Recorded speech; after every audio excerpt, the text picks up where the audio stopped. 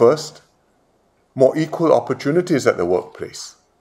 In particular, women should have real choices between work and family commitments. Women's responsibilities at home can spill over to affect their career progression. Some women need more flexibility at work, or they get forced to find workarounds to fulfill their family responsibilities. And unfortunately, this can feed perceptions that women are less committed to their careers. Singapore women are equally capable as the men. They should have equal opportunities to prove themselves and reach their fullest potential. We must not let our prejudices become obstacles to women's progress. We will protect women better against discrimination or unfair treatment at the workplace. I announced at the recent National Day rally that the tripartite guidelines on fair employment practices will be elevated and formalized into law.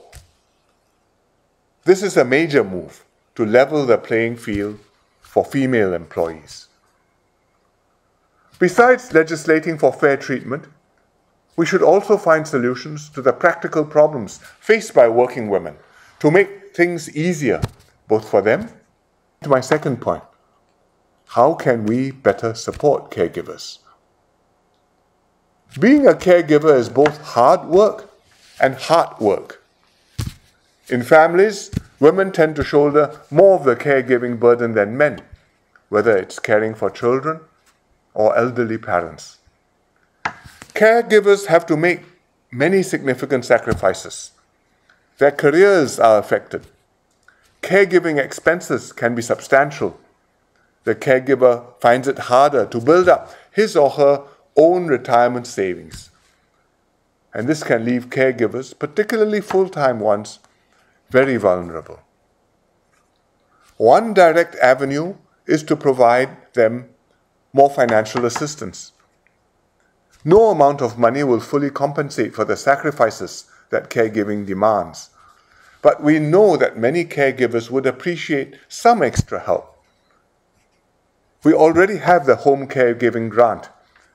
It helps families with the cost of care, such as hiring a helper and home care services.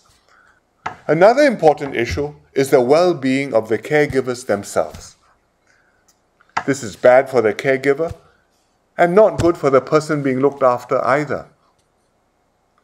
MOH is studying how we can expand the options for respite care to meet the varied needs of caregivers.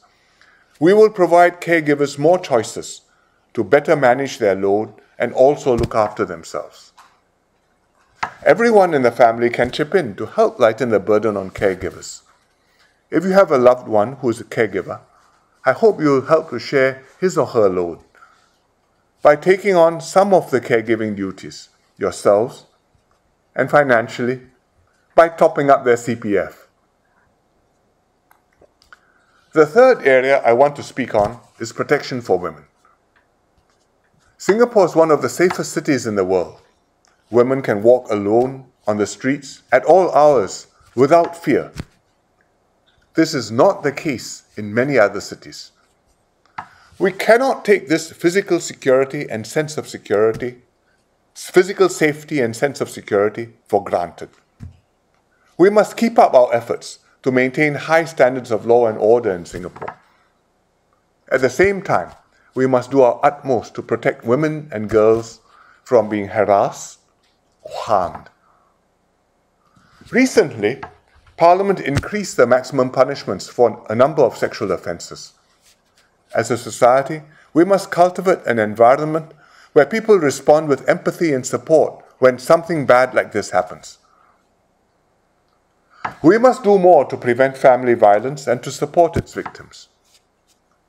We have a task force on family violence, which will soon be publishing its report. Its recommendations include improving immediate support for victims, enhancing protection for them, preventing violence from recurring, and raising awareness of early warning signs. I look forward to receiving their report and to implementing effective measures to combat this problem. Together, let us work towards our vision of a fairer, more inclusive society where our daughters and sons can thrive in a better age. Thank you. 关注我们，你想知道的一切新加坡生活资讯都在新加坡眼。